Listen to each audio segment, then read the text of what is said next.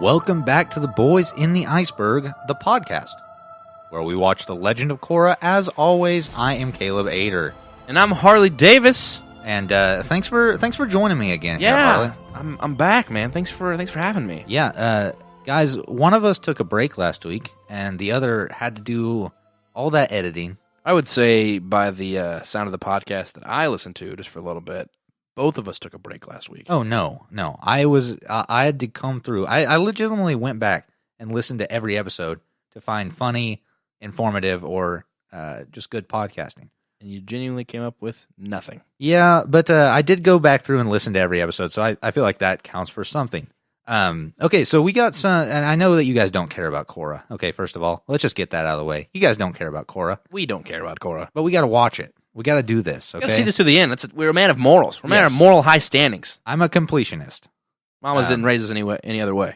Yeah, so we got to get through Korra. I actually do like the series. I don't know that I like talking about it as much, but we watched 2 episodes this week, and this is coming hot off the heels of last week's episode, which were just perfection. If we say last week, but are we talking about the last episodes that we actually talked about shows? Oh well, yes. Okay. The New Beginnings or whatever with the episode with Avatar 1. No, that was that 2 weeks ago? Last week was when we didn't do anything. I was Okay, gone. 3 weeks ago. 3 weeks ago. Were they okay? So how many was that? The last episodes we watched? The last episodes we watched were the Avatar 1 episodes. Well, I was being sarcastic and talking about the 2 before that, then, which were garbage, just a okay, hot pile of garbage. Those were not good. Which No. This is the thing. You said you think you like the show. I don't hate this show. We dog on it a lot, I know, but I don't hate the show as a whole. It's not a terrible show. I love being in this universe again, Yes. but there's just so much. I'm not gonna say episodes as a whole. So many moments that just feel like filler. Like they don't have anything. They don't have anything to give us, so they're just filling it with just nonsense that we don't need. Yeah, so I think that if we got like a condensed version of this show that had like, I don't know, maybe half the episodes taken out and just the important things. Like they're like, hey, we can do 4 seasons this time. Let's just give them so much. Yeah, And then a lot of it was just like the back and forth between Kaya and Boomy and Tenzin. And that whole second subplot with Tenzin that we had when Korra was off doing her stuff.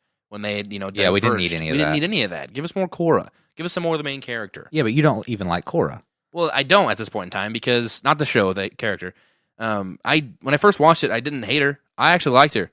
But when I watched it again, we're looking at it critically. Looking at it now, this whole episode when is this the first episode she's the child?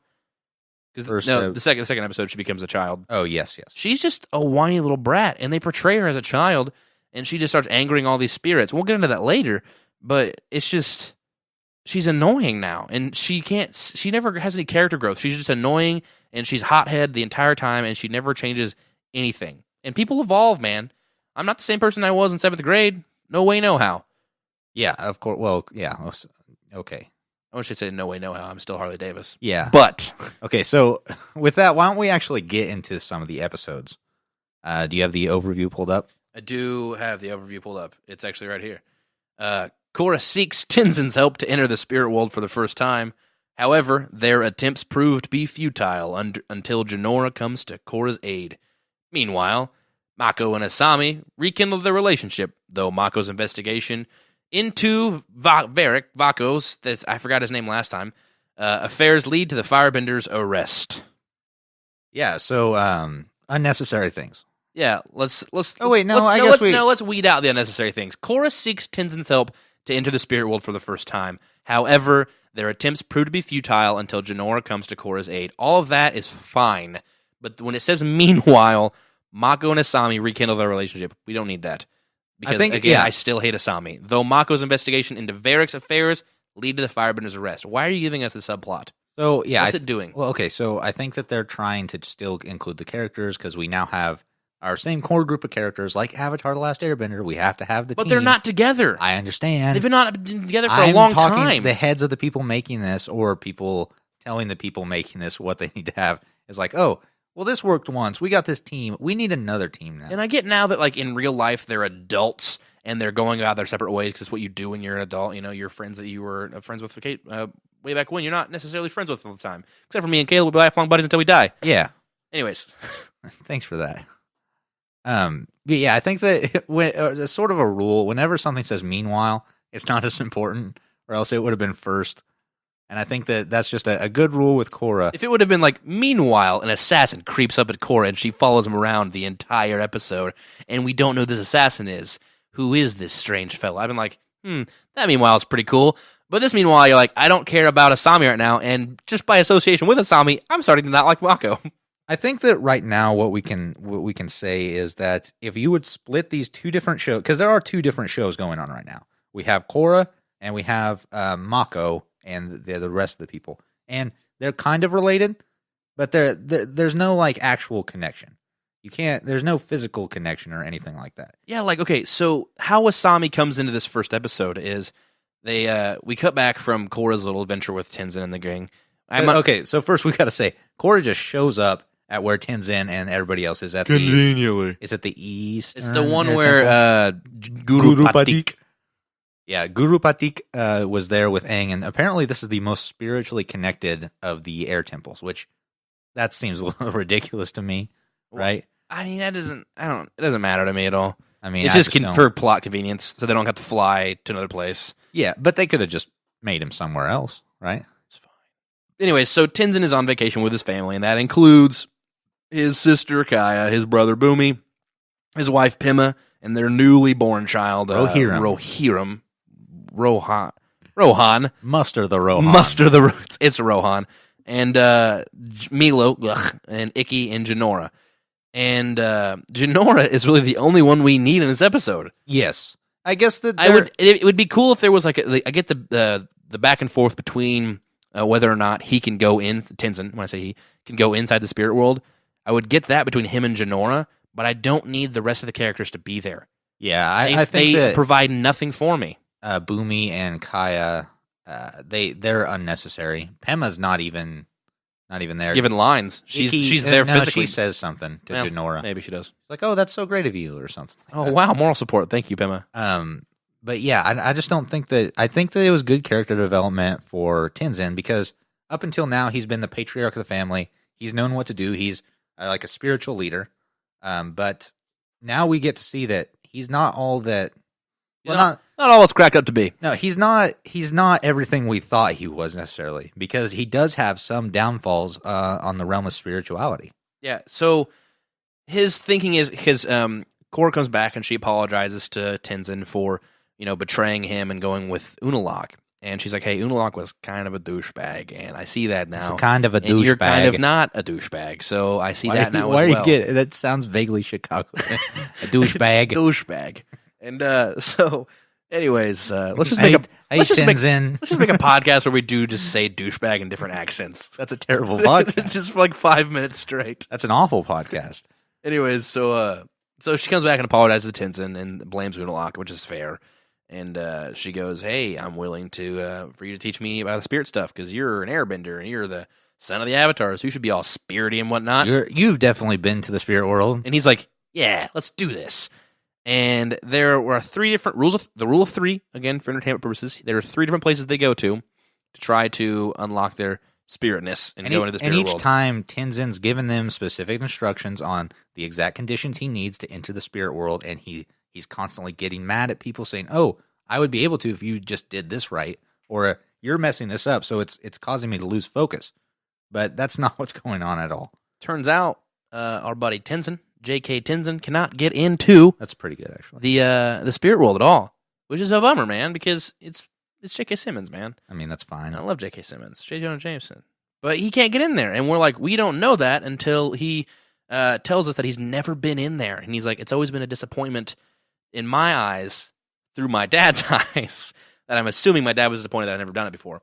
But he's trained me to do all these things, so maybe I can help you. He finally comes to the conclusion that Jinora, since we got that, last episode that we watched, or the episode before, where the wand statue does weird things. Yeah, so when Korra first opens the southern portal, Jinora wakes up in the middle of the night and sees this very, very old statue that we don't know exactly what it is yet. It lights up. We learn that that's actually the first Avatar statue of Avatar 1. So, question now. I thought I had it figured out in my head, but I'm constantly arguing with myself up here.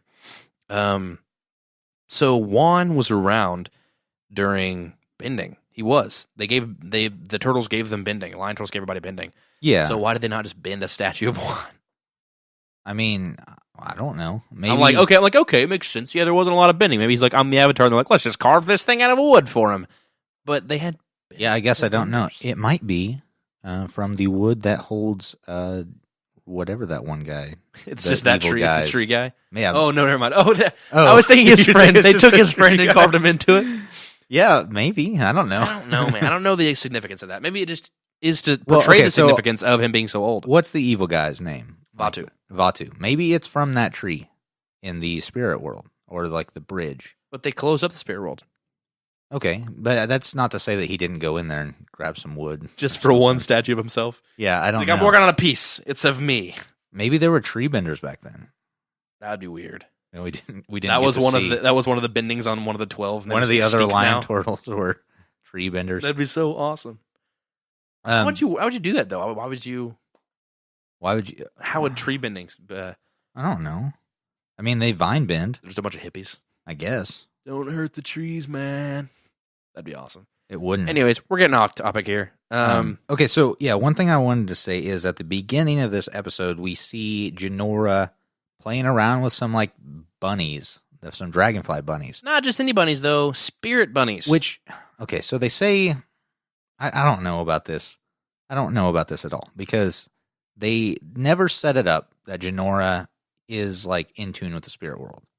I think their Before idea. this episode. Well, except for the Avatar 1 thing. That's but it. That's it. even then, it wasn't like, But they've always put out saying that she is the intellectual of all three of them. okay, but But that's as far as it goes. This is like- so I'll agree with you on that, but I'll also trying to play devil's advocate here. this is like heavy, oh, she can actually just see spirits that no one else can see, which is, I think, ridiculous. They should have set that up. Maybe even if it's just like, Or do they? No, not in the foreground. Here's a thought. Since they revealed themselves to everyone later, the spirits did. Do you think they can reveal themselves to one individual at a time? Yeah. Maybe she couldn't see them, and they're like, "Hey, she feels pretty strongly. Maybe her spirit midichlorians are higher than everybody else's. Let's try to get her swayed into the."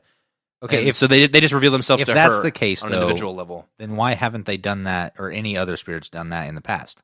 The portal's just not been opened up. Okay, but there have been spirits before then. Like, there's no spirits in In the reality? place where... We're talking about in reality. Yeah, there have been spirits. I mean, because Aang wasn't... the portal wasn't open when Aang was around, and there were spirits. Right? Yeah, I So, yeah, I so don't little know. continuity errors. Maybe just a little bit. That's fine. I mean, that's really overlooked, easily overlooked. So I'll give it to. Yeah, so while this is all going on, we have our B story. Meanwhile, So Mako is hot on the trails of Varric, who has, in Mako's eyes, been doing something a little bit illegal. He's been trying to steal Asami's business. I guess successfully stole it. he bought it from him, Oh yeah, technically. So it's not even theft. but it wasn't done above the law, the letter of the law, according to the letter of the morally law. correct, Yes. So Mako and Asami apparently are now a thing. which is just justified by that one kiss they had, just so they could tie Asami back into the show. Yeah, Bolin, and so she actually does have a reason to be now. Bolin is a giant actor. Which was the thing He that I didn't was. get bigger. No. He's just a star. He's just this He-Man of a dude. Which was the thing I was just trying to say earlier.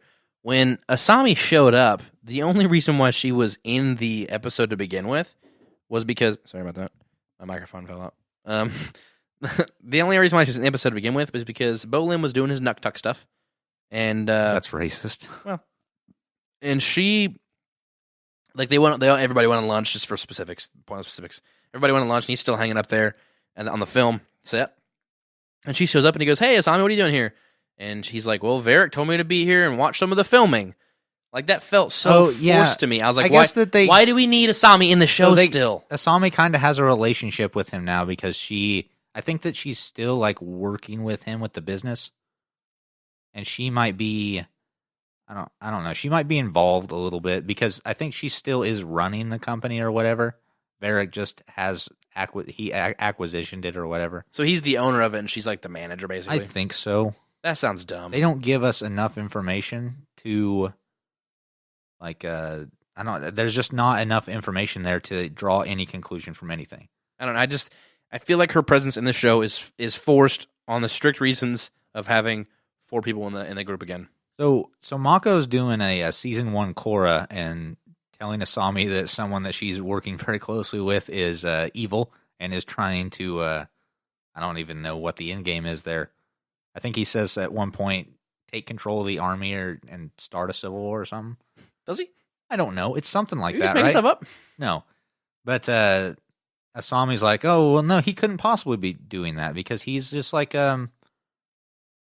he's good. Yeah, but we know he's not. Which is fine. She's in the universe, and we're basically, I don't know, not omnipotent. What would you say? Omnipotent? Omnipotent? I said omnipotent. I mean, omniscient would probably be. Omnipotent is all-powerful. Omniscient is all-knowing. Okay, so omniscient. I guess I would say it. We're Third omniscient. person omniscient, what'd you say? Probably. I don't remember what that is. But I think okay. First person omniscient is, you can read inside their, you get their mental dialogue as well. So I think we need to view this in a different light. Let's say that we take this out and this is not a show. This is events that we're seeing. So the writers aren't writing. They're not writing Asami in. They're not writing Mako in. They're not writing Bolin in. These are events that are happening, and we are witnessing them.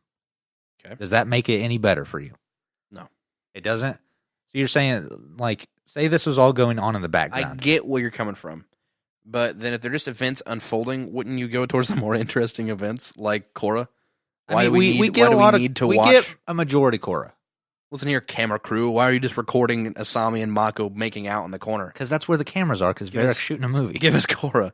I just want strictly Korra, man. I don't know if that makes me a douche. Yeah. But yeah, it does, actually. I mean, if we had a bigger fan base, I guarantee I'd get a lot of backlash for hating on Asami. Like, you're being sexist. It's like, no, I don't like her as a character because she's hollow and pointless. And probably even more so backlash for saying I think you are being sexist, though. For saying that That's how I'm reading about Korra earlier when I said I'm starting to hate Korra now. But remember, I didn't hate all these characters when I first watched it. I just feel like now they're just shoehorning in a 4th character, which is Asami in this scenario. Okay, so I even feel at this point they're trying to forcing Bolin back into the show. Maybe they know more than you, and they know where they're going and what direction they're taking the show. I can have an argument sent to me for about Bolin being forced in the show still, because what's he doing to progress the story? He's part of Mako's story, and Mako's really who we're seeing. Mako's the empathetic character because we know more about what's going on than the other two do. I would be down to see a parallel show. That's what I was saying Korra earlier. And Mako, and that's it. Like, those are the only 2 key characters we see. Everyone else is just like supporting actors in the background. No, okay, so that's not what I was saying earlier. And I was saying okay. earlier that we need 2 shows. We need an Avatar Korra show, and we need a Mako and whatever's going on with him show. I think that would be better because we can go in more in depth, and we can know what's going on with Mako, but I don't feel like they're doing a good job with what we're given right now.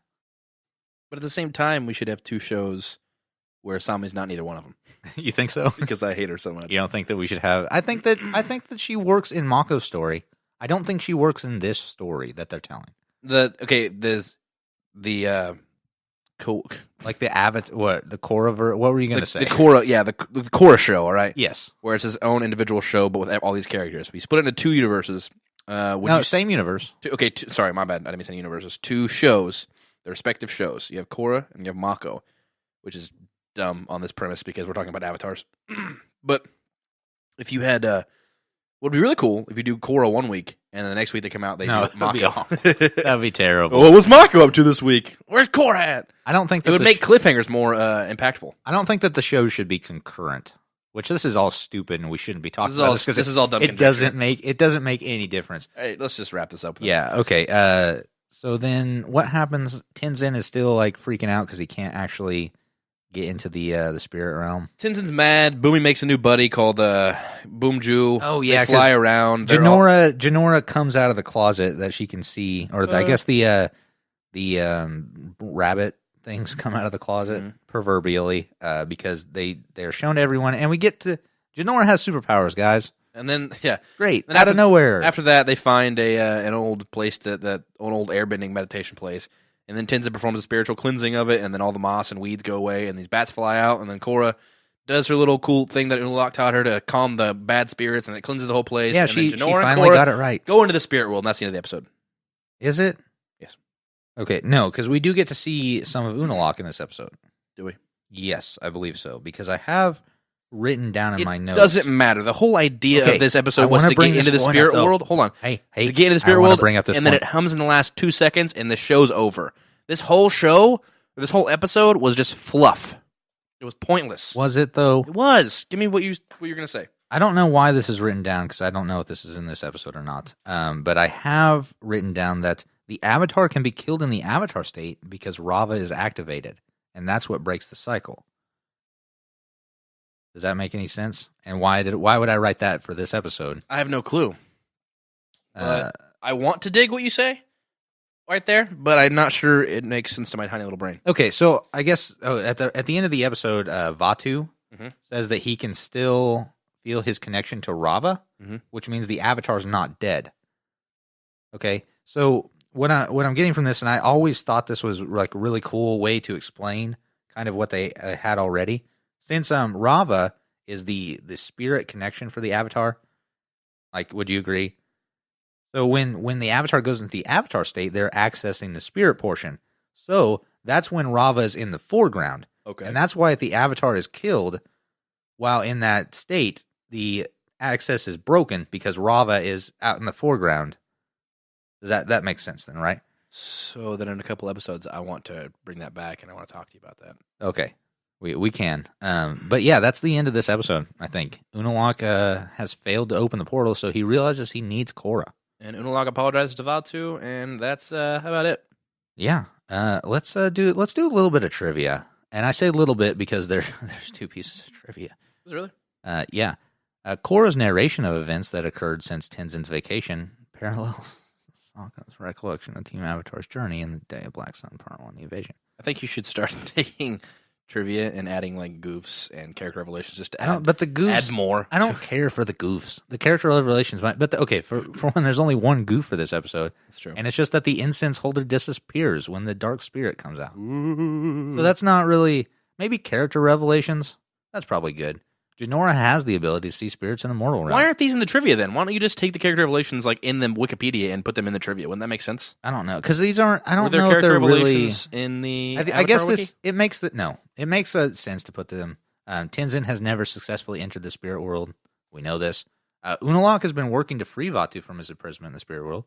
Again, obvious. They're just like one-liners. There's nothing. Mako and Asami have secretly rekindled their romantic relationship. Ooh, we talk about all these. This is just absolute garbage. I guess that this is for if you didn't watch the episode and you just want to go back and look at this. This is probably actually better. Your time would be better spent because it wouldn't take like 22 minutes to get through an episode. Unless you have like super bad Wi-Fi and it's just like you have dial-up still and it's just. But then how are you watching? How are you watching Korra? Probably because you're not watching Korra. You're just reading the Wikipedia.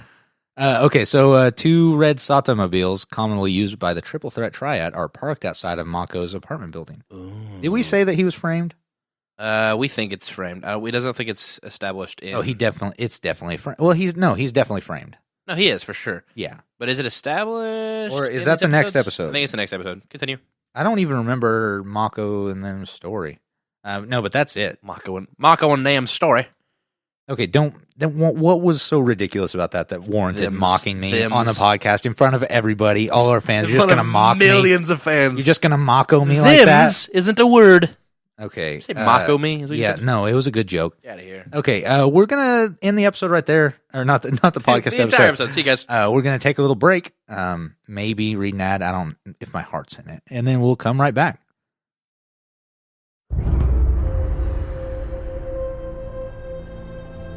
He is the last of his kind. I don't know who you are. All that remains of a once powerful nation. I don't know what you want. Some think he is a myth. If you are looking for ransom, I can tell you I don't have money. Some believe he is the chosen one, who will bring balance to a world at war. But what I do have are a very particular set of skills. And some will stop at nothing. to destroy him. Skills I've acquired over a very long career. Skills that make me a nightmare for people like you. If you let my daughter go now, that'll be the end of it. I will not look for you. I will not pursue you. But if you don't, I will look for you. I will find you. This summer, Liam Neeson returns in Taken 4. And I will kill you.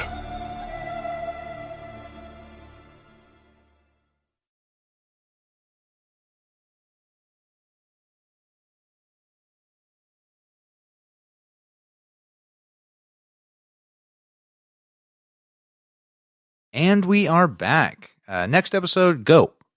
I don't have it pulled up. You do. Come on. I'm kidding. It's right I here. do- It's called we- A New Spiritual Age. Is that what it's called? It's not. All those A's. Yeah. It's not good. Oh, wow. There's so much in this overview. Yeah. All right. Here we go. After successfully arriving in the spirit world, Korra and Jinora got separated. Jinora ends up at Wan Shi-Tong's library, which you'll remember from the library that, what's her name? The blind girl, Toph, held up. That's what you remember it for. Only that. Where she is captured by Unalaq. Jinora's captured, not Toph. Korra finds herself in a dark forest as a 4-year-old. That's right. She turns into a 4-year-old. We're a 4-year-old, folks. Where she encounters Iroh's spirit. Yes, Iroh, the good Iroh we love from previous show. With the help of the former Well Fire said. Nation general, she helps a lost dragon bird spirit, who in turn helps her find the spirit portals. There, she is forced by her uncle, who is Unalaq, if you've forgotten, it's been 2 weeks, I know, to open the northern portal, lest he destroy Jinora's ever-loving soul. Ever-loving soul? Is it everlasting or ever-loving? I don't know. What did it say? It's one of the two. You can only tell me that. All right, anyway, so that's it. Yeah, it's the show. All right, and we're out of here. Bye. Yeah, not quite. Yeah, this one is just like there are so many characters that show up that we saw in Avatar: The Last Airbender. Yeah, we saw Wan Shi-Tong. We saw the professor from the last Airbender. He was in skeleton mode. He was dead. Yeah, we got Iroh. The foxes. I feel the Foxy helpers or whatever they're called. Say lady. No, that was a joke that they made in the original Avatar series. Yeah, I don't know about this one. I just feel okay. So, how many episodes do we have left in the season? 4 more after 4, I this think. one. Yeah. How are they going to make all these episodes fit?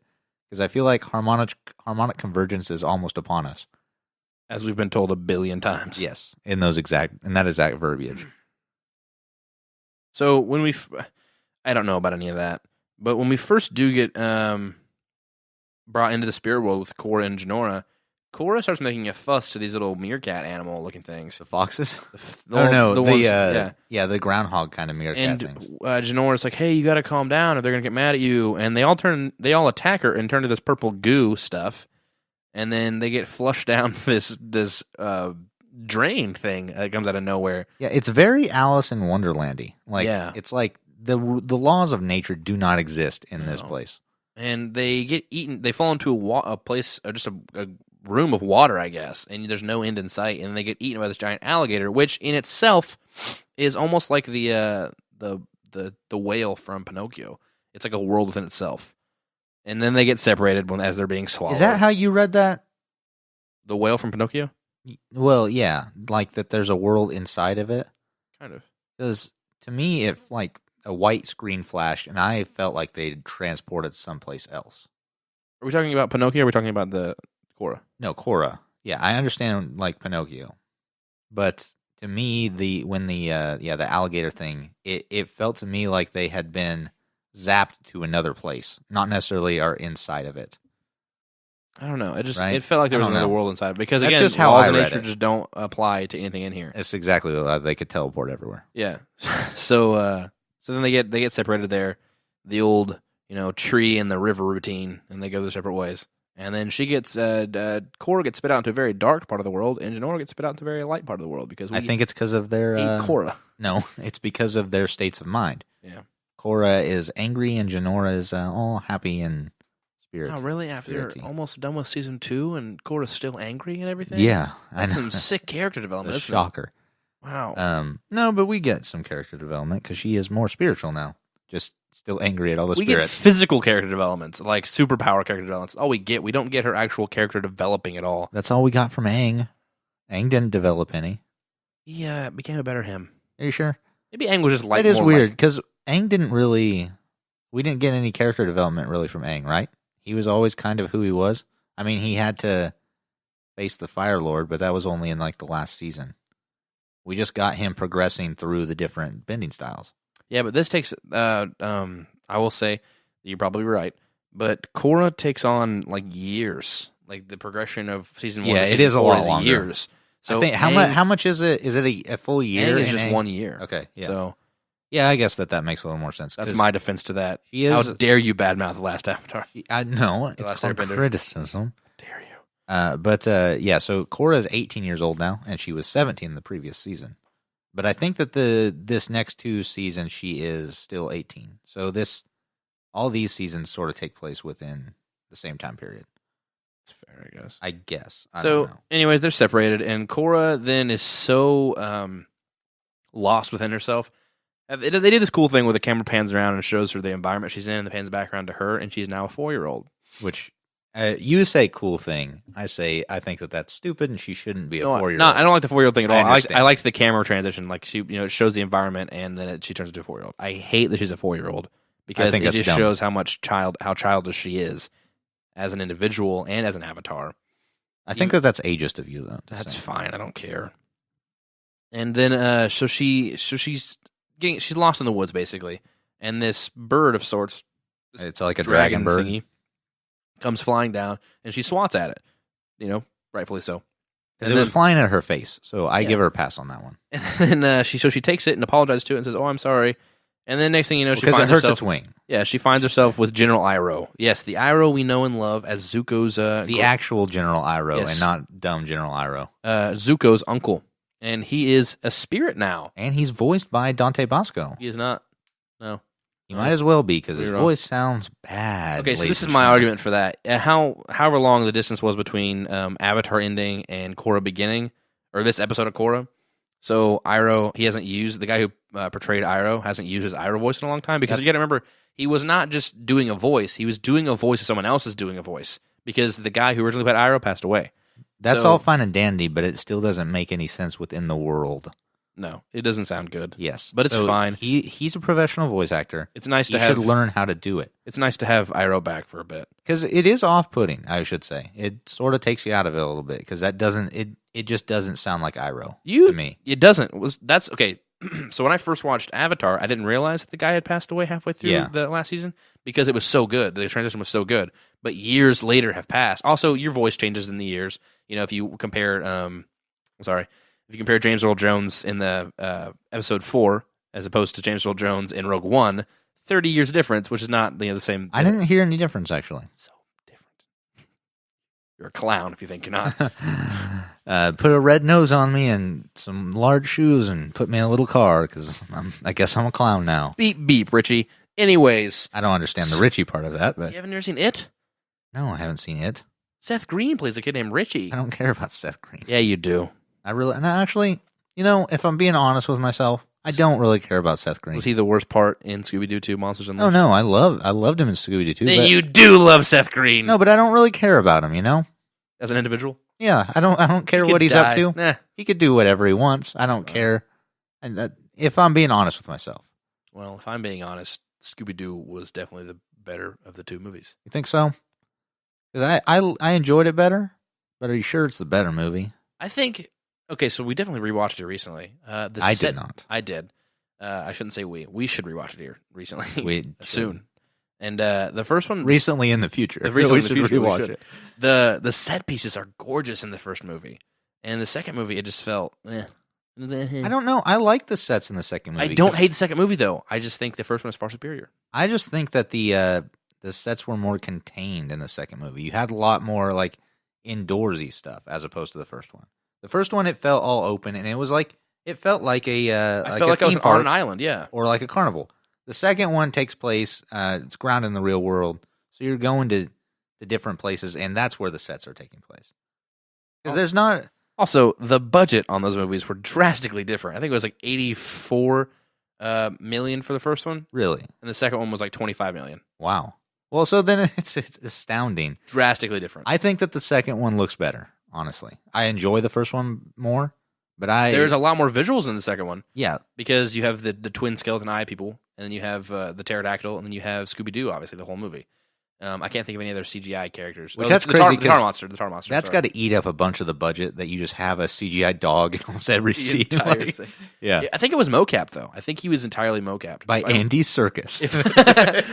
If I remember behind the scenes, he was definitely mocap. If you guys want us to get into some Scooby-Doo lore, tweet at us or email at us. Now that's and a say, podcast. And we'll do it for you guys, because obviously we know our Scooby-Doo stuff.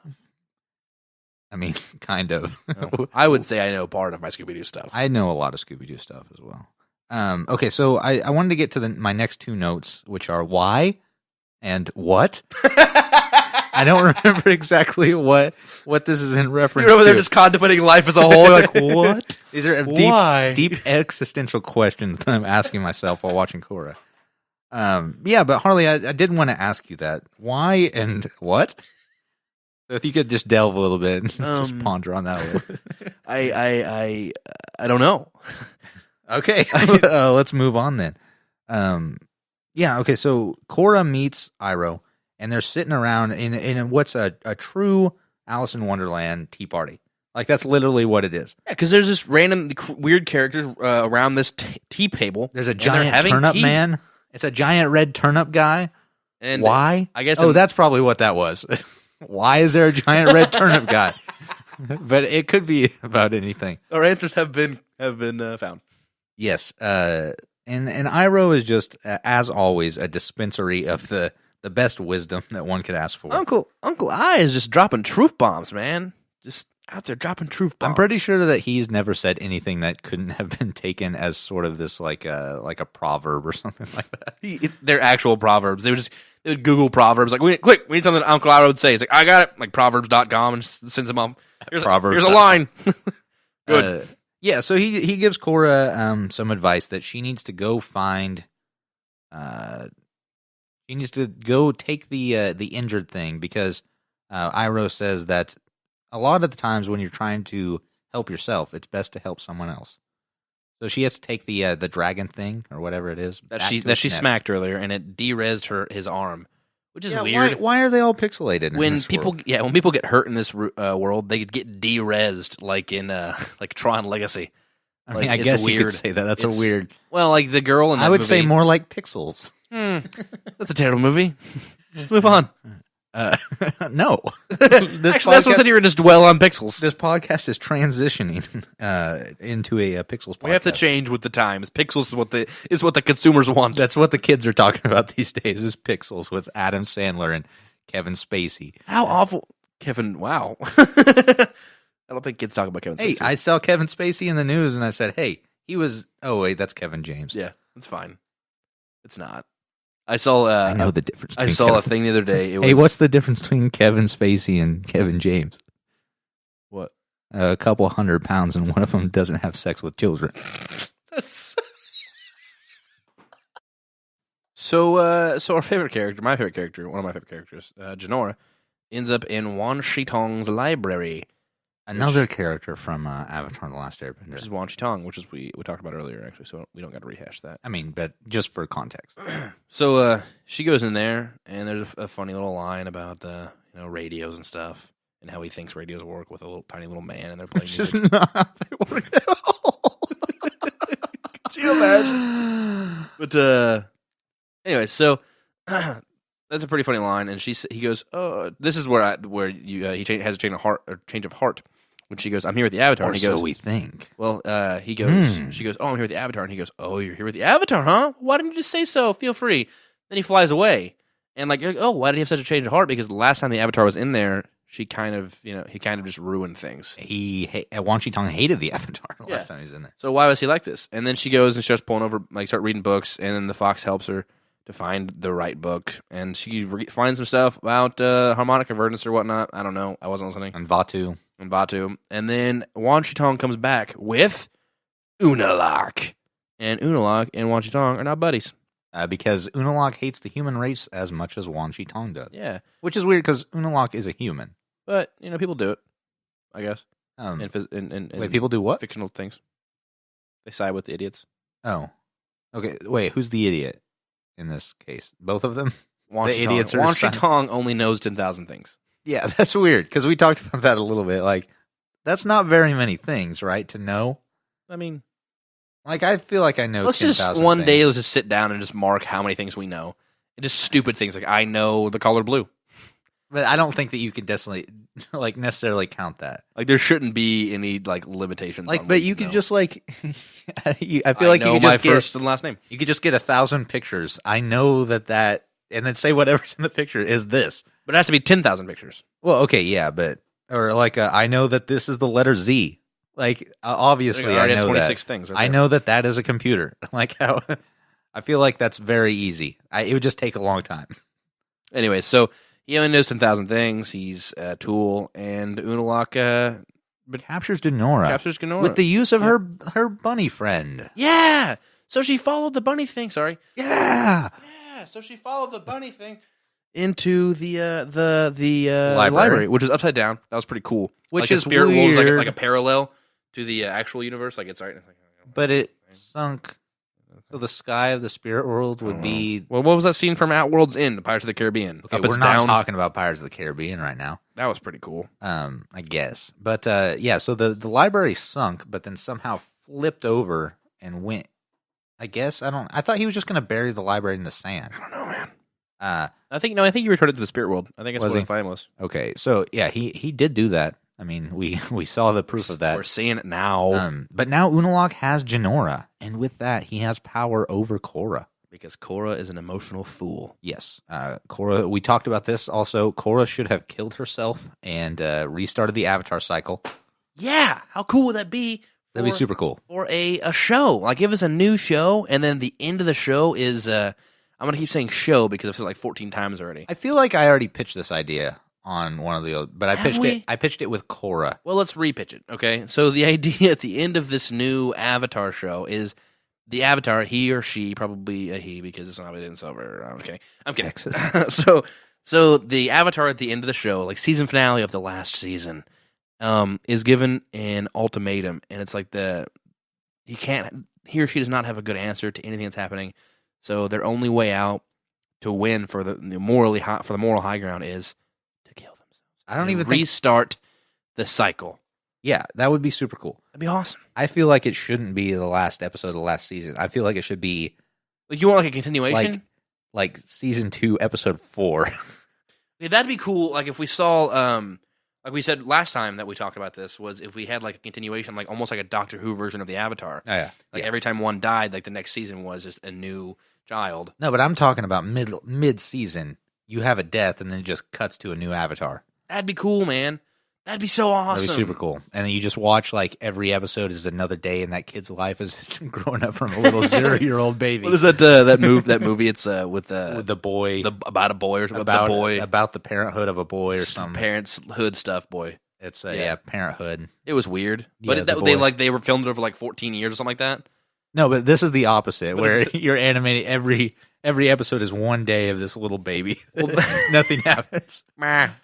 All right, change the Avatar. That's about the level of joke we're getting on Milo, Korra right man. now, Milo's introduction to one of these episodes is literally him just blowing booger bubbles out of his which nose. is ridiculous. I hate that character. Why It's does he have terrible. such an oddly shaped head? It's I've bad. never seen a bald individual in my life with a weird head like that. Has anybody else had a head like that? In my life. Okay, thank you for that. Would you like to answer my question, please? I just put it out there and it's just hanging. No, that was my thinking immediately because the next shot, immediately after we showed his stupid head, is Tenzin, his dad. Yeah. A normal bald head, man. Okay, but Milo's also a kid, and they look like they have bigger heads. Doesn't matter if they have a bigger head. He's got like it goes up and then it like curls in and it has like a little mountain peak on top. Because he's still got soft spots. I don't care. I want to punch him in his soft spot, man. I hate that kid. Okay, so Korra shows up at the Crossroads of Destiny, or whatever it's called.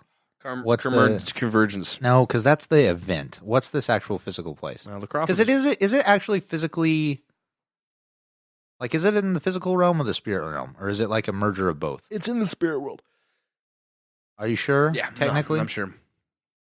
Okay, so yeah, I guess it's in the spirit world. And Korra shows up here.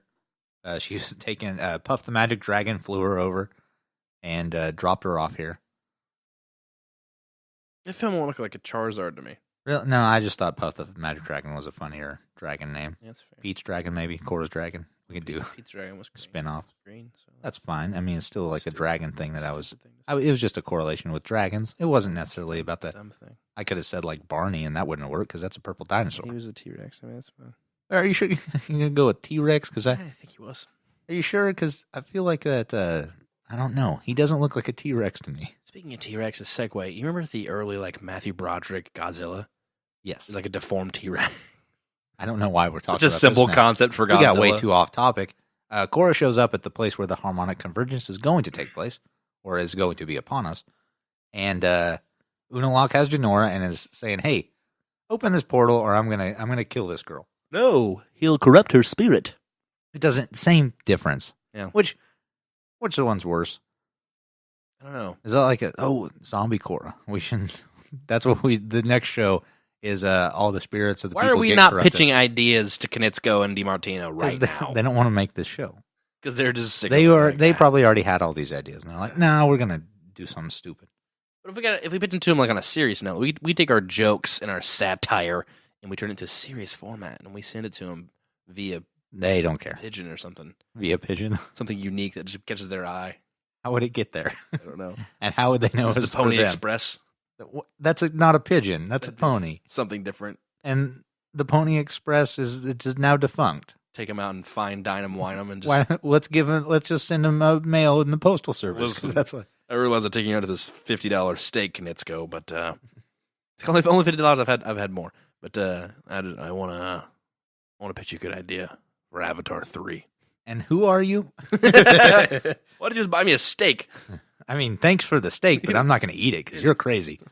Only $50. I've had better. Okay, so is that the end of the episode? Korra gets woken back up. Yeah. So Korra opens the spirit portal. She's an idiot, and then she gets attacked by Unalaq. She dereses a lot, and then Charizard, Pete's dragon thing takes Barney the dinosaur. Takes Barney the dinosaur, and so she takes Korra and then flies away, and then she wakes up in the real world, and Tenzin goes, "Hey, you're back. What's up?" And she starts crying. She goes, "I'm so sorry. We lost Jinora." And he goes, "What happened to my baby?" Oh, and he shakes Jinora really hard. That's my boy. That's my son, my boy. No, Goblet of Fire fans here. Thanks for the feedback. Yeah. So Tenzin's overreacting. I mean, come on. She's not dead. Well, she could be. Well, wouldn't her body have died? What would happen though if like your spirit dies? I think your body dies. But your body just stays. It's like there. Matrix rules. Mm. If you die in the spirit world, you die in real life. Matrix. No, the spirit world is the Matrix. I get what you're saying. Okay, yeah. So that's the end of the episode. She cries. Everybody's not happy, and that's it. It's like an Empire Strikes Back thing. Nobody's winning. Yeah, I mean, none of the good guys are winning. Okay, yeah. Let's stop the analogy there. Let's get into some trivia. We got a full 4 pieces of trivia for this episode. Are they parallels? Do it. Say it. Maybe they are. Ira's advice to Korra about finding the light within herself parallels a similar piece of advice he gave Aang in the Crossroads of Destiny about finding the light at the end of a dark tunnel. It's not just a parallel. The actual word parallel is in that piece of trivia. Jinora coming across Professor Zai's skeleton is similar to Aang finding Gyatso's in the southern. It's not. It's not at all. That was his mentor, and that was like an emotional thing. This was like, oh, look at this guy, this dead guy over here. We found this dead guy is similar to this other dead guy we found. That's ridiculous. It was in anything. It was a callback, and that's funny. The circular design in the book Jinora looks through before asking a knowledge seeker for help is the same one used in Book 2 Spirits trailer in 2013 San Diego Comic-Con. Ooh, never been there. I would love to go there. San Diego? Or Comic-Con. This episode bears many similarities to The Library, which was also the 10th episode of the second book of the first series. This is ridiculous. They're Nobody even cares when they draw these parallels. They're like, I mean, it sounds like the episode we did last time because of these things that they have in common. Both feature Wan Shitong and his library, as well as the abduction of a close companion of the Avatar that leaves them in tears. They're digging into these episodes, I think, a little bit more than is necessary. It's pathetic. I hated it all. And we got some character revelations, though. Ooh, hit me. Iroh decided to leave his mortal body behind in order to live amongst the spirits of the spirit world. And Unalaq used spirit bending to convert positive energy within a spirit into negative energy, corrupting him in the process. That's cool. Is this similar? Could he take someone's bending with this? I don't know. How does that work? Does he just have over like I'm gonna say no to that. good and evil? I don't know. It's just black and white as it is. That's it for this episode, actually. Okay, guys, thank you so much for listening. If you want to follow us on Twitter, we're at Boys in the Berg. If you want to send us an email, that's boysintheiceberg@gmail.com. As always, I've been Caleb Bader. And I have been Harley Davis. And we will see you here next week. Bye.